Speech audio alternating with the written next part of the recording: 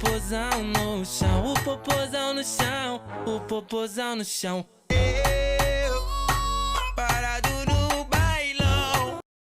Love if you could tell us a little bit more about those root years, you know, some things that drove you to want to be a pro, any stories, you know, reflection about how important these years were and how that upbringing shaped you.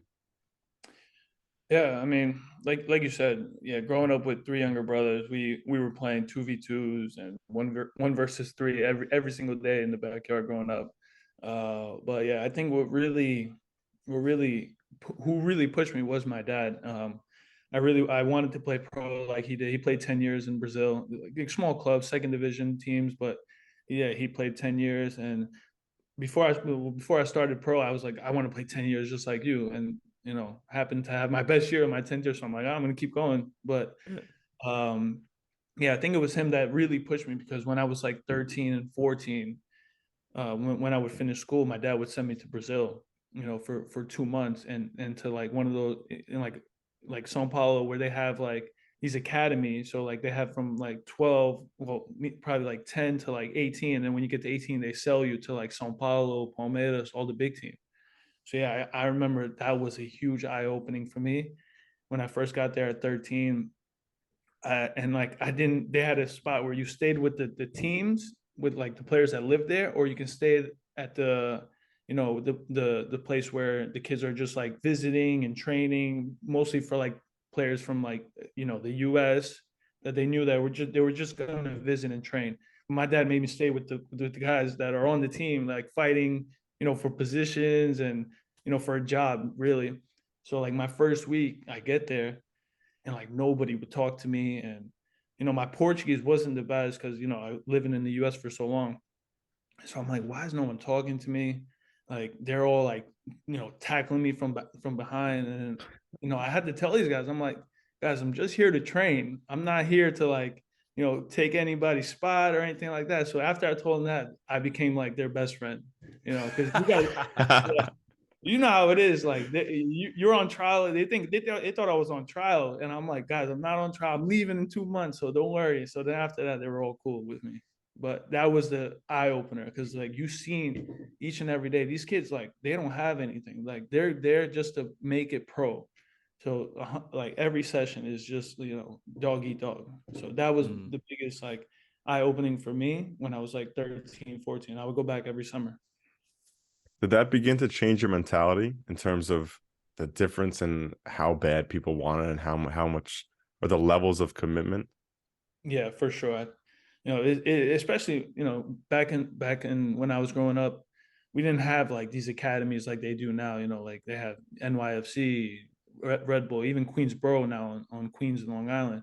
So for me, I didn't really understand what it took to go pro, and I think that really helped me to understand, like I gotta be training each and every day as hard as I can to even like get close to making it pro.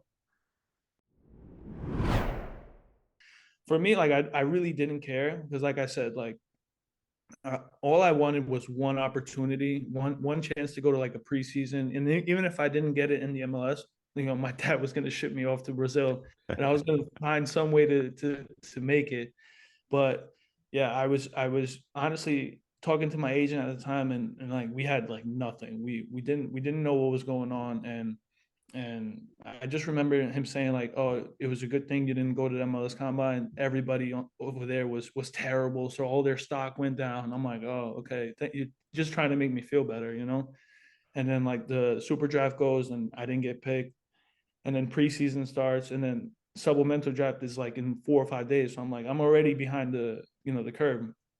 But that my mindset at that time was like, just be ready. I was training every day, so yeah. And then I think like the supplemental draft started, and it's like 3 or 4 rounds. So there was 6 players picked before me, and then in the last round, Philly in the last pick picks me, last pick. So I'm like, all right, perfect. Like I just remember I was in like our computer room, and my parents were in the kitchen because I was like so stressed. I'm like, you know, I'm not gonna get picked, but it's fine. And then finally, my name gets picked. Going to Philly, they picked 6 players before me, I get a text from like their, I don't know, their front office guy. He's like, do you want to take the train, or do you want us to like get you a flight or something like that? I was like, oh, I'm in Long Island, I can just take the train.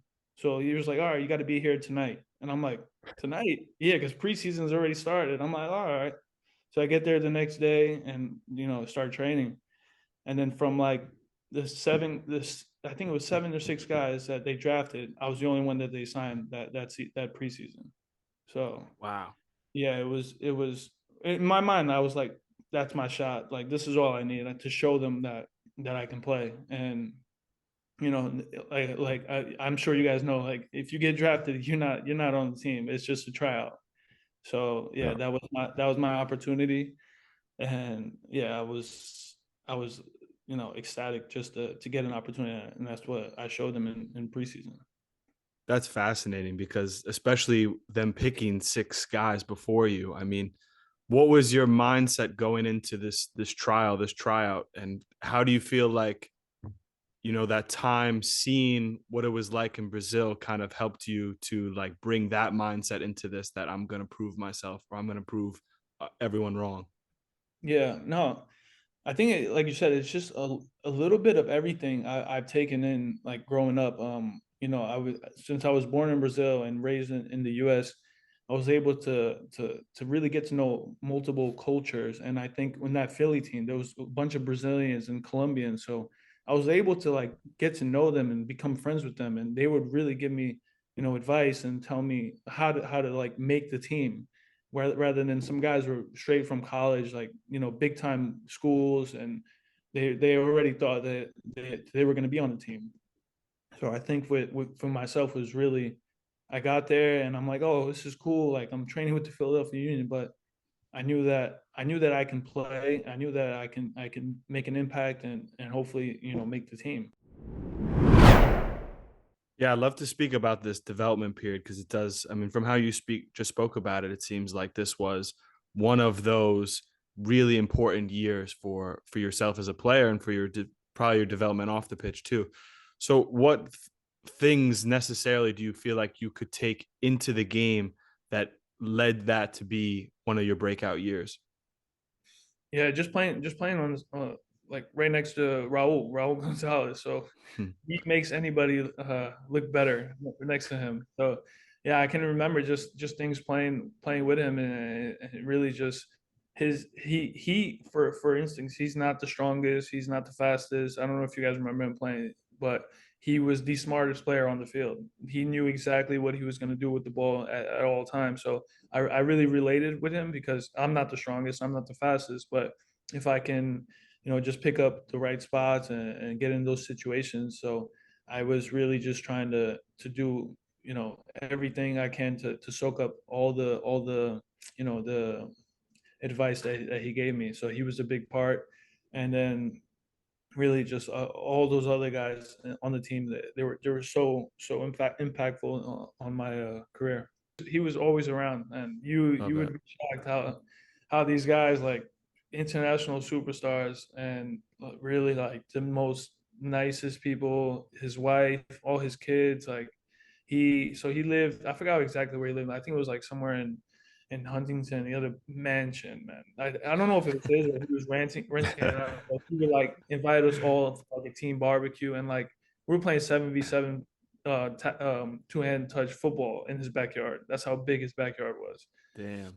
Yeah, he was an unbelievable guy. And I think, like, I didn't realize it until for preseason we went to Hong Kong. And when we landed in Hong Kong, the whole airport was packed just to see him, like literally 20,000 people.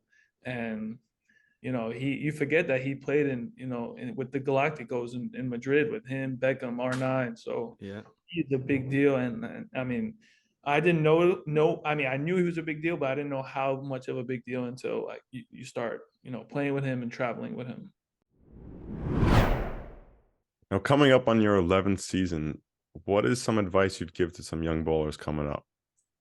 Yeah, really, just keep at it, man. You never know what the year is gonna be like. Like, if I told you before this past season that I was going to win MVP, like I'd be like, yeah, no chance, But I honestly, I believed it in myself, but I didn't think I was going to be playing a 10. But really, you never know. You just need that one opportunity. You need that one coach to be like, Leo, like, this is your chance. Just keep at it. I believe in you, and you just never know what's going to happen. As long as you're ready, as long as you're prepared, that's all you can ask for. Just reflecting on the journey up until this point, what things would you say helped you to get to this moment? So really, why did Leo Fernandes make it? Yeah, I think for me, like I said, I believe that I never, with all the failures, all the setbacks, it just made me push even harder. People say like, oh, you've been in Tampa for 7 years, like it's probably been so easy for you, and it's honestly, it's not. It's like every year it's a different story. Every year we've had different things that we have to go through, and I think what really changed the course of my career in Tampa was 2020. We were going into playoffs, and in 2019, 2020, I started like every game, and I had like a couple of bad games in a row before going into playoffs, and I haven't played in a playoff game yet because 2019 I got hurt, so I didn't get to experience that. And then the first game of the playoffs, well, the week leading up to playoffs, I got benched, and I'm like, I've never been benched before. I don't know how to deal with this, especially in Tampa. And like I just remember like not being able to sleep, just calling my agent, calling my friends and my wife, and just being like, I'm out. Like Tampa doesn't want me anymore.